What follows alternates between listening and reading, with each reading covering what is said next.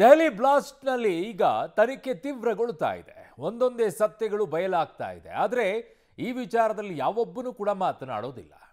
ಬೇರೆ ಯಾವುದಾದ್ರೂ ಆಗಿದ್ದಿದ್ರೆ ಮಾತನಾಡ್ತಾ ಇದ್ರು, ಪ್ರತಿಭಟನೆಗಳನ್ನು ಮಾಡ್ತಾ ಇದ್ರು, ಬೀದಿಗಿಳಿತಾ ಇದ್ರು. ಅವರು ನಮಗೆ ಹ್ಯಾಂಡ್ ಓವರ್ ಮಾಡಿ ನಾವು ಶಿಕ್ಷೆ ಕೊಡ್ತೀವಿ ಅಂತ ಹೇಳಿ. ಈಗ ಒಬ್ಬರು ಮಾತನಾಡ್ತಾ ಇಲ್ಲ ಇಡೀ ದೇಶದಲ್ಲಿ. ಅದಕ್ಕೆ ಸಂಬಂಧಪಟ್ಟಂಥವ್ರು ಅರಿವಾಗಿರಬೇಕು ಯಾರ ಬಗ್ಗೆ ಹೇಳ್ತಾ ಇದ್ದೀನಿ ಅಂತ ಹೇಳಿ. ಸೊ ಈಗ ದೆಹಲಿಯಲ್ಲಿ ಆದಂಥ ಈ ಬ್ಲಾಸ್ಟ್ನ ವಿಚಾರದಲ್ಲಿ ಆದಂತಹ ಹೊಸ ಬೆಳವಣಿಗೆ ಏನು ಅನ್ನುವಂಥದ್ದನ್ನ ನೋಡೋಣ. ಅಲ್ ಫಲಾಹ್ ವಿವಿ ನಂಟು ಅಂತ ಹೇಳ್ತಾ ಇದ್ದಾರೆ. ವೈಟ್ ಕಾಲರ್ ಡಾಕ್ಟರ್ಗಳ ಕಾರ್ಯಸ್ಥಾನವಾಗಿದ್ದ ವಿಶ್ವವಿದ್ಯಾಲಯ ಅಲ್ ಫಲಾಹ್ ಟೆರರ್ ಅಡ್ಡ ಆಗಿರುವ ಬಗ್ಗೆ ಈಗ ಶಂಕೆ ವ್ಯಕ್ತವಾಗ್ತಾ ಇದೆ. ಅಲ್ ಫಲಾಹ್ ಅಂದ್ರೆ ಏನು ಅನ್ನುವಂಥದ್ದು ಕೂಡ ಬಹಳ ಮುಖ್ಯವಾಗುತ್ತೆ. 3 ವೈದ್ಯರ ಅರೆಸ್ಟ್ ಬಳಿಕ ವಿವಿ ಸಿಬ್ಬಂದಿ ವಿದ್ಯಾರ್ಥಿಗಳ ವಿಚಾರಣೆಯನ್ನ ಮಾಡ್ತಾ ಇದ್ದಾರೆ. Doctor Umar, doctor Muzammil, doctor Shaheen ಸಂಪರ್ಕದಲ್ಲಿದ್ದವರ ವಿಚಾರಣೆಯನ್ನ ಮಾಡ್ತಾ ಇದ್ದಾರೆ. ಸೊ ಹಾಗಾಗಿ ಅವರೆಲ್ಲರೂ ಕೂಡ ಸ್ಲೀಪರ್ ಸೆಲ್ ರೀತಿಯಲ್ಲಿ ಕೆಲಸ ಮಾಡ್ತಾ ಇದ್ರ. ಸ್ಲೀಪರ್ ಸೆಲ್ ಅಂತಂದ್ರೆ ನಿಮ್ ಜೊತೆಗೇನೆ ಇರ್ತಾರೆ, ಗೊತ್ತೇ ಆಗಲ್ಲ ನಿಮಗೆ. ಅವರು ಕೂಡ ಟೆರರಿಸ್ಟ್ಗಳ ಜೊತೆಗೆ ಶಾಮೀಲಾಗಿದ್ದಾರೆ ಅಂತ ಹೇಳಿ. ಯಾವತ್ತು ಟೆರರಿಸ್ಟ್ಗಳು ಅವರಿಗೆ ಇನ್ಫಾರ್ಮ್ ಮಾಡ್ತಾರೋ ಅವತ್ತು ಅವರು ಆಕ್ಟಿವ್ ಆಗಿ ಅವರ ಕಾರ್ಯ ಕೆಲಸಗಳನ್ನ ಮಾಡ್ತಾರೆ. ಇಲ್ಲದೆ ಇದ್ರೆ ನಾರ್ಮಲ್ ಆಗಿ ನಿಮ್ ಜೊತೆಗೇನೆ ಕೆಲಸ ಮಾಡ್ಕೊಂಡು ಓಡಾಡ್ಕೊಂಡಿರ್ತಾರೆ, ನಿಮಗೆ ಗೊತ್ತೂ ಆಗೋದಿಲ್ಲ ಅವರು ಟೆರರಿಸ್ಟು ಅಂತ ಹೇಳಿ. ಸೊ ಅವರನ್ನೇ ಸ್ಲೀಪರ್ ಸೆಲ್ ಅಂತ ಕರೆಯೋದು. ಈಗ ಇಲ್ಲೂ ಕೂಡ ವಿಶ್ವವಿದ್ಯಾಲಯ ಇದೆ. ಅಲ್ ಫಲಾಹ್ ಅಂತಂದ್ರೆ ಏನು ಅನ್ನುವಂಥದ್ದು ನನಗೆ ಬೇಕಾಗಿದೆ. ALFALAH ಇದು ಬಹಳ ಇಂಪಾರ್ಟೆಂಟ್. ಹೇಳ್ತೀನಿ ನಿಮಗೆ, ಬಿಡೋದಿಲ್ಲ ಆ ವಿಚಾರದಲ್ಲಿ. ಇದಕ್ಕೇನಾದರೂ ಒಂದು ಉದ್ದೇಶ ಇದ್ದೇ ಇರುತ್ತೆ. ಈ ರೀತಿಯಾಗಿ ಒಬ್ರು ಯಾರೋ ಅಲ್ಲಿ ಇಲ್ಲಿ ಮಿಸ್ಗೈಡ್ ಆಗಿಬಿಟ್ಟು ಯಾರೋ ಟಾರ್ಗೆಟ್ ಆಗಿಬಿಟ್ಟಿದ್ದಾರೆ, ಎಲ್ಲೋ ಅವ್ರಿಗೆ ಫೋನ್ ಮಾಡಿಬಿಟ್ಟು ಅವರನ್ನು ಬ್ರೈನ್ ವಾಶ್ ಮಾಡಿದ್ದಾರೆ ಅಂದರೆ ಓಕೆ. ಬಟ್ ಆದರೆ ಒಂದು ವಿಶ್ವವಿದ್ಯಾಲಯದಲ್ಲಿ ಈ ರೀತಿಯಾದಂಥ ಕೃತ್ಯವನ್ನು ಮಾಡುವಂಥ ವೈದ್ಯ ಇದ್ದಾನೆ, ಆ ವೈದ್ಯನಿಗೆ ನಿಕಟವಾಗಿರುವಂಥ ಸಂಪರ್ಕದಲ್ಲಿರುವಂತಹ ಸಿಬ್ಬಂದಿಗಳಿದ್ದಾರೆ ಅಂತಂದರೆ ಅದರ ಅರ್ಥ ಏನು? ಅದು ಮ್ಯಾನುಫ್ಯಾಕ್ಚರ್ ಮಾಡ್ತಾ ಇದೆಯಾ ಟೆರರಿಸ್ಟ್ಗಳನ್ನು? ವೈಟ್ ಕಾಲರ್ ಟೆರರಿಸ್ಟ್ಗಳನ್ನು ಮ್ಯಾನುಫ್ಯಾಕ್ಚರ್ ಮಾಡ್ತಾ ಇದೆಯಾ? ಅಲ್ ಫಲಾಹ್ ವಿವಿ ಆವರಣದಲ್ಲೇ ಇದ್ದಿದ್ದು ಶಾಹೀನ್ ಕಾರ್.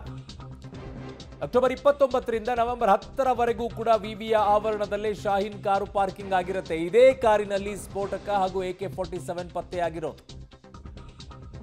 ಉಗ್ರರ ಕಾರ್ಯಸ್ಥಾನವಾಗಿದ್ದಂತಹ ಫರೀದಾಬಾದ್ನ ಅಲ್ ಫಲಾಹ್ ವಿವಿ ಹೇಗಿದೆ ಅನ್ನುವಂಥದ್ದು ಕೂಡ ನೋಡಬೇಕಾಗತ್ತೆ.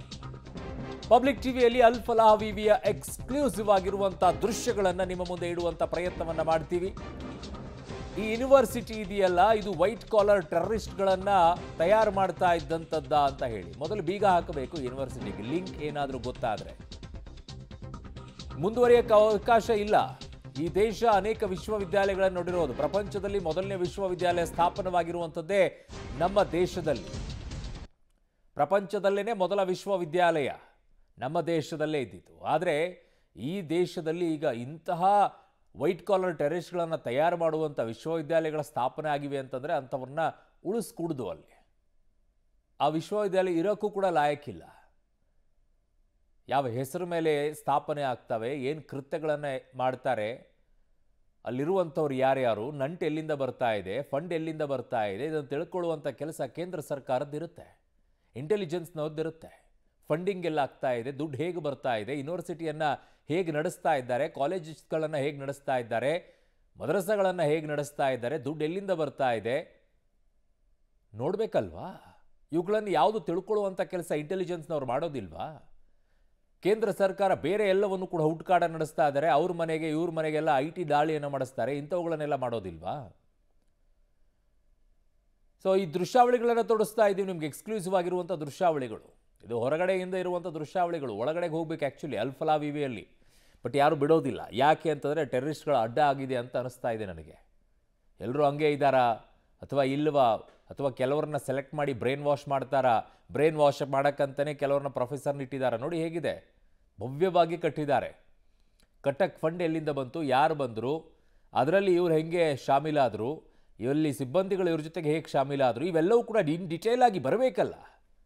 ಇಂಥ ಬೆಳವಣಿಗೆ ಆದಾಗ ಮಾತ್ರ ಇಂಥವು ತನಿಖೆಯನ್ನು ಮಾಡೋದಾ? ಅಥವಾ ದೇಶದಲ್ಲಿ ದೊಡ್ಡ ದೊಡ್ಡ ಇಂಥ ಯೂನಿವರ್ಸಿಟಿಗಳು ಎಲ್ಲೆಲ್ಲಿ ಏನೇನು ಮಾಡ್ತಾ ಇದ್ದಾವೆ, ಯಾವ ರೀತಿಯಾಗಿ ಅವರಿಗೆ ವ್ಯವಸ್ಥೆಗಳಾಗ್ತಾ ಇದೆ, ಅಲ್ಲಿ ಕಲಿತಾ ಇರುವಂಥವ್ರು ಏನು ಮಾಡ್ತಾ ಇದ್ದಾರೆ ಅಂತ ಕನಿಷ್ಠ ಜ್ಞಾನವೂ ಕೂಡ ಆ ಯೂನಿವರ್ಸಿಟಿಯವ್ರಿಗೂ ಇರೋದಿಲ್ವ? ಅವ್ರ ತಪ್ಪೇನೂ ಇಲ್ಲ ಅನ್ನೋದಾದರೆ. ಹಾಗಿದ್ದಾಗ ಅವ್ರು ಬಂದಾಗಲೂ ಕೂಡ ಗೊತ್ತಾಗೋದಿಲ್ವ ಅವ್ರು ಯಾವುದರಲ್ಲಿ ಶಾಮೀಲಾಗಿದ್ದಾರೆ ಅಂಥೇಳಿ? ಇದ್ದೇ ಇರುತ್ತೆ. ಆ ಯೂನಿವರ್ಸಿಟಿಗೆ ಬಂದಿದ್ದಾರೆ ಅನ್ನುವಂಥದ್ದೇ ಆದರೆ, ಆ ಲಿಂಕ್ ಇಟ್ಕೊಂಡಿದ್ದಾರೆ ಅನ್ನೋದೇ ಆದರೆ, ಅಲ್ಲಿಗೆ ಬೇಕಾಗಿರುವಂತಹ ಬಳಕೆ ಮಾಡಿರುವಂಥ ರಾಸಾಯನಿಕ ಏನಿದೆ ಅದು ಯೂನಿವರ್ಸಿಟಿ ಮೂಲಕವಾಗಿ ತೆಗೆದುಕೊಂಡಿರ್ತಾರೆ. ಯೂನಿವರ್ಸಿಟಿಯಲ್ಲಿ ಲ್ಯಾಬ್ನಲ್ಲಿ ಬಳಕೆ ಮಾಡ್ಕೊಳ್ಳೋಕೆ ಬೇಕಾಗತ್ತೆ. ಅಲ್ಲಿ ಇವರು ಯಾರನ್ನೋ ಕಾಂಟ್ಯಾಕ್ಟ್ ಮಾಡ್ಕೊಂಡಿದ್ದಾರೆ ಅಥವಾ ಅಲ್ಲಿರೋರೇ ಇವರಿಗೆ ಬೇಕಾಗಿರುವಂಥ ವ್ಯವಸ್ಥೆಯನ್ನು ಮಾಡಿಸ್ಕೊಡ್ತಾ ಇದ್ದಾರೆ ಯೂನಿವರ್ಸಿಟಿಯ ಹೆಸರಿನಲ್ಲಿ. ಇವೆಲ್ಲವೂ ಕೂಡ ಇಂಚಿಂಚಾಗಿ ತನಿಖೆ ಆಗಬೇಕಾಗತ್ತೆ. ನನ್ನ ಸಹೋದ್ಯೋಗಿ ಶಬೀರ್ ನನ್ನ ಸಂಪರ್ಕಕ್ಕೆ ಸಿಗ್ತಾ ಇದ್ದಾರೆ. ಶಬೀರ್, ಈಗ ಅಲ್ ಫಲಾಹ ವಿಶ್ವವಿದ್ಯಾಲಯ ಹೆಸರು ಮಾತ್ರ ಚೆನ್ನಾಗಿ ಇಟ್ಕೊಂಡಿದ್ದಾರೆ, ಆದರೆ ಇಲ್ಲಿ ಇರುವಂಥ ಪ್ರತಿಯೊಬ್ಬರು ಕೂಡ ಈಗ ಆಡ್ತಾ ಇರುವಂಥದ್ದು ರೀತಿನೇ ಹೀಗೇನಾ, ಅಥವಾ ಕೆಲವ್ರನ್ನ ಮಾತ್ರ ಸೆಲೆಕ್ಟೆಡ್ ಆಗಿ ಮಾಡಿ ಅವ್ರನ್ನ ಬ್ರೈನ್ ವಾಶ್ ಮಾಡುವಂಥ ಕೆಲಸವನ್ನ ಮಾಡ್ತಾ ಇದ್ದಾರೆ? ಯಾರದ್ದಿದು ವಿಶ್ವವಿದ್ಯಾಲಯ, ಏನು ಮಾಹಿತಿ ಏನು ಸಿಗ್ತಾ ಇದೆ ಶಬೀರ್? ಅರುಣ್ ನೋಡಿ, ಅಲ್ ಫಲಾಹ ಯೂನಿವರ್ಸಿಟಿಯ ಎಜುಕೇಷನ್ ಟ್ರ್ಯಾಕ್ ಹಿಸ್ಟ್ರಿಯನ್ನು ನಾವು ಗಮನಿಸಿದರೆ ಬಹುತೇಕ ಇಲ್ಲಿ ಓದ್ತಾ ಇರುವಂಥ ವಿದ್ಯಾರ್ಥಿಗಳೇನಿದ್ದಾರೆ ಅವರು ಕಾಶ್ಮೀರ ಮೂಲದವರು. ಈ ಅಡ್ಮಿಷನ್ಸ್ ಡೀಟೇಲ್ಸನ್ನು ತೆಗೆದು ನೋಡಿದ್ರೆ 40% ವಿದ್ಯಾರ್ಥಿಗಳು ಕಾಶ್ಮೀರದವರು ಅನ್ನುವಂಥದ್ದು ಗೊತ್ತಾಗ್ತಾ ಇದೆ. ಹೀಗಾಗಿ ಬಹುತೇಕ ಈಗ ಸಿಕ್ಕಿಬಿದ್ದಿರುವಂಥ ವೈದ್ಯರೇನಿದ್ದಾರೆ ಅವರೆಲ್ಲರೂ ಕೂಡ ಈ ಅಲ್ ಫಲಾಹ ಕಾಲೇಜನ್ನೇ ಏನು ಟಾರ್ಗೆಟ್ ಮಾಡಿ ಅಲ್ಲಿ ಕೆಲಸವನ್ನು ಮಾಡ್ತಾ ಇದ್ರು. ಸೊ ಹೀಗಾಗಿ ಅಲ್ಲಿ ಬರುವಂಥ ವಿದ್ಯಾರ್ಥಿಗಳ ಬ್ರೈನ್ ವಾಶ್ ಮಾಡುವಂಥದ್ದು ಮತ್ತು ಅವರನ್ನು ಭಯೋತ್ಪಾದನಾ ಚಟುವಟಿಕೆಗಳಿಗೆ ಸೆಳೆಯುವಂಥ ಕೆಲಸವನ್ನು ಕೂಡ ಮಾಡ್ತಾ ಇದ್ರು ಅನ್ನುವಂಥದ್ದು ಗೊತ್ತಾಗ್ತಾ ಇದೆ. ಹೀಗಾಗಿ ಒಂದು ರೀತಿ ಅದನ್ನು ಟ್ರೈನಿಂಗ್ ಕ್ಯಾಂಪ್ ಜೊತೆಗೆ ಬೇಸ್ ಕ್ಯಾಂಪ್ ರೀತಿಯಲ್ಲಿ ಮಾಡ್ಕೊಂಡಿದ್ರು. ಸೊ ಈ ಒಂದು ಕಾಲೇಜಿನಲ್ಲಿ ಶೈಕ್ಷಣಿಕ ಚಟುವಟಿಕೆಗಳ ನೆಪದಲ್ಲಿ ಚಂದವನ್ನು ಎತ್ತುವಂಥದ್ದು, ಬೇರೆ ಬೇರೆ ಮೂಲಗಳಿಂದ ಆದಾಯವನ್ನು ಕ್ರೋಢೀಕರಿಸಿಕೊಳ್ಳುವಂಥದ್ದು ಮತ್ತು ಅದನ್ನು ಭಯೋತ್ಪಾದಕ ಚಟುವಟಿಕೆಗಳಿಗೆ ಬಳಕೆ ಮಾಡಿಕೊಳ್ಳುವಂಥ ಕೆಲಸವನ್ನು ಮಾಡಲಾಗ್ತಿತ್ತು ಅನ್ನುವಂಥದ್ದು ಕೂಡ ಗೊತ್ತಾಗ್ತಾ ಇದೆ.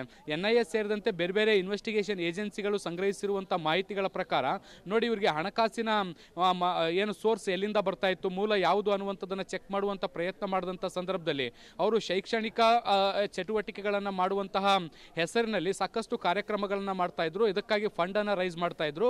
ಆ ಬರುವಂಥ ಫಂಡ್ನಲ್ಲಿ ಈ ರೀತಿಯಾದಂಥ ಬೇರೆ ಬೇರೆ ಚಟುವಟಿಕೆಗಳನ್ನು ಕೂಡ ಅವರು ಮಾಡ್ತಾ ಇದ್ರು ಅನ್ನುವಂಥದ್ದು ಕೂಡ ಗೊತ್ತಾಗ್ತಾ ಇರುವಂಥದ್ದು. ಮತ್ತು ಕಾಶ್ಮೀರದಿಂದ MBBS ಅನ್ನು ಮಾಡಬೇಕು ಅಂತ ಬರ್ತಾ ಇದ್ದಂಥ ವಿದ್ಯಾರ್ಥಿಗಳನ್ನು ಬ್ರೈನ್ ವಾಶ್ ಮಾಡಿ ಅವರಿಗೆ ಬೇಕಾದಂಥ ಮೆಟೀರಿಯಲ್ಗಳನ್ನು, ಅಂದರೆ ಈ ಭಯೋತ್ಪಾದನೆಗೆ ಪ್ರೇರಣೆ ಕೊಡುವಂಥ ಮೆಟೀರಿಯಲ್ಗಳನ್ನು ಸಪ್ಲೈ ಮಾಡ್ತಾ ಇದ್ರು.